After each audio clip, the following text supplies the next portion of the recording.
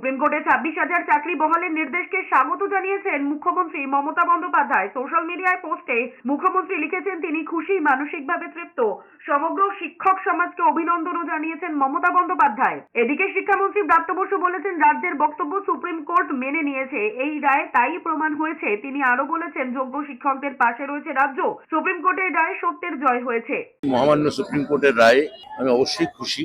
মূলত আমাদের যে দাবিগুলো ছিল সেগুলো মহামান্য বিচারপতি যে বেঞ্চ সুপ্রিম কোর্ট সেটা তারা মেনে নিয়েছেন। কেউ কেউ পরবর্তী ক্ষেত্রে বিজেপির প্রার্থী হবেন বলে যে ধরনের একটা সরকার বিরোধী প্রপাগান্ডা বারবার চালানো হয়েছে, এই রায় স্পষ্টতই তার বিরুদ্ধে যাচ্ছে।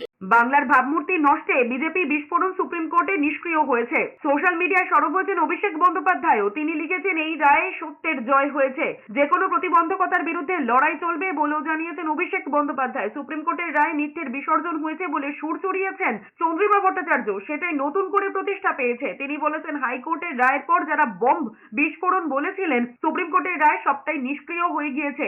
যারা বিরোধী দলে আছেন, বিরোধী দল নেতা বিশেষ করে তিনি বলেছিলেন বোম ফেটে গেল, বোমের বিস্ফোরণ, আর কলকাতার হাইকোর্ট নাকি সেটাই তার অর্ডারের মাধ্যমে সমর্থন করেছে। আজকে সর্বোচ্চ আদালত তার অন্তর্বর্তী আদেশ দিয়ে যেটা দেখিয়ে দিলেন, ওটা যদি বোম বিস্ফোরণ হয় তাহলে তাকে নিষ্ক্রিয় কি করে করতে হয় সেটা অন্তর্বর্তী আদেশ দিয়ে বুঝিয়ে দিলেন।